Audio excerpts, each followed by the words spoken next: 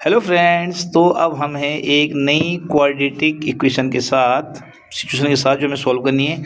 और इसमें क्या है कि 480 किलोमीटर जो है यूनिफॉर्म स्पीड से एक ट्रेन जा रही है। तो 480 किलोमीटर का मतलब है कि वो जो है डिस्टेंस जो है 480 किलोमीटर जाएगी शुरू से लास्ट तक, इतनी डिस्टेंस कवर करना है। और स्पीड यूनिफॉर्म का मतलब है कि वहाँ स्पीड ना कम हो रही ना ज़्यादा हो रही है, एक जैसी रहेगी पूरी यात्रा के दौरान, ठीक है। और उसने कहा यदि हम इसकी स्पीड कम कर दें, कितनी कम कर दें, 8 किलोमीटर आवर कम कर दें, जैसे 8 किलोमीटर पर आवर स्पीड क्या कर दें, कम कर दें। तो कॉमन सेंस वाली बात है, जब स्पीड कम होगी तो टाइम ज़्यादा लगाएगी ना, है ना, कॉमन सेंस वाली बात। तो इसके बाद आपने ध्यान रखना, ये कुछ कॉमन सेंस भी हमें पता होना चाहिए, ठीक है। चलिए तो इसको सॉल्व करेंगे हम। तो मान लिया हमने कि x किलोमीटर पर आवर जो है ट्रेन की स्पीड है, शुरू में हमने मान लिया, कि हमें पता है नहीं ना कितनी स्पीड से चल रही हो, यूनिफॉर्म स्पीड जो उसकी एक। और 480 किलोमीटर उसने डिस्टेंस कवर करनी है ना करनी है। तो टाइम टेकन बाई कार द्वारा टाइम लिया जाएगा, वो होता है distance upon speed, distance upon formula है ना, ये लगा दिया हमने। अब दोबारा दूसरी कंडीशन क्या है, अगेन मतलब दोबारा द स्पीड ऑफ ट्रेन कितनी होगी, x - 8 किलोमीटर पर आवर, यानी कम हो गया ना। तो टाइम कितना लगेगा, वही फॉर्मूला तो रहेगा टाइम का, डिस्टेंस अपॉन स्पीड। तो डिस्टेंस तो 480 किलोमीटर रहेगी जो पहले थी, अभी वही है, लेकिन अब स्पीड जो है आपकी चेंज हो गई। पहले जो x किलोमीटर पर आवर थी, अब कितनी हो गई, x - 8 किलोमीटर पर आवर, ठीक है।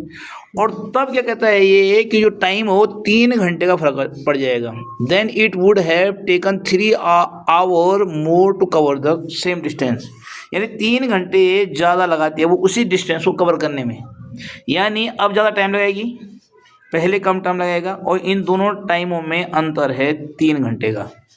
आगे बात समझ में, जब स्पीड कम हुई, x - 8 जब स्पीड हुई तो उसने 3 घंटे ज़्यादा लगाए। तो यानी जाहिर सी बात है, जो अब जो टाइम लगाया, जो पहले टाइम लगाना था उसमें 3 घंटे का फर्क है। और आप ध्यान रखना इसमें से माइनस करना, क्योंकि इसमें ज़्यादा टाइम लगाया था उसने, स्पीड कम हो गई है, ठीक है। इसको बाद में मत दीजिएगा, ये इंपॉर्टेंट स्टेप है यहाँ पे, ठीक है। बात समझ में आ गई। अब देखिए, अब मैथमेटिकली भाई यही था बेटा, इसमें मेन कीवर्ड यही है इसमें। और उसके बाद तो अब जो है मैथमेटिकली सॉल्व कीजिए, एलसीएम हो जाएगी x और x - 8 की एलसीएम हो गई, x - 8 और x एलसीएम हो गई ना, ये ब्रैकेट में चला जाएगा। उसके बाद क्या होता है, x - 8 की इससे ये दोनों कट गए, x - 8 से x - 8 एलिमिनेट हो जाएगा, क्या बचेगा हमारा x की मल्टीपल हो जाएगी इससे। ये तो करते हैं हम, डिवाइड है ना, नीचे वाले की डिवाइड हम जो है, ये जो डेनोमिनेटर है इसकी डिवाइड देते हैं हम इसमें एलसीएम में, जो बचता है उसी मल्टीपल ऊपर कर लेते हैं, ये तो नियम है। तो यानी इसके अपोन में क्या, x - 8, तो x - 8 इसके अपोन में डालो, x - 8 कट जाएगा, क्या बचेगा, तो x की मल्टीपल हो जाएगी 480 से, तो 480x हो गया, देख रहे हैं आप लोग।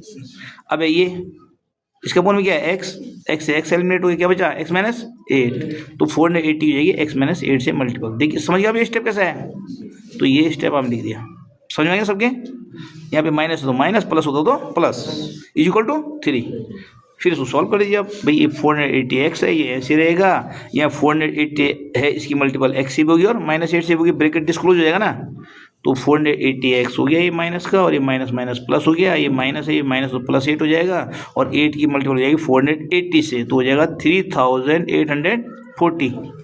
आगे बात समझ में आ गई, भाई इसकी मल्टीपल हो गई ना 480 इससे, और माइनस माइनस प्लस हो गया, और इसकी इससे मल्टीपल हो गई, तो ये आ गया।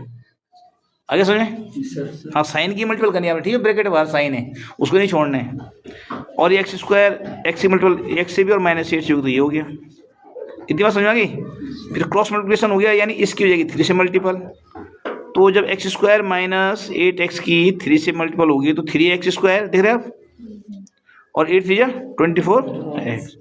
अब यहाँ पे देखिए आप, ये जो आपका ये है आपका -480x, ये प्लस का है, किसका है, और ये है माइनस का, ये दोनों कट गए, ये दोनों क्या हो गए, एलिमिनेट हो गए, 480x और 480x, ये भी लेकिन प्लस का है, माइनस का है, ये दोनों क्या हो गए, एलिमिनेट हो गए, ठीक हो गया। बात समझ में आ गई इतनी।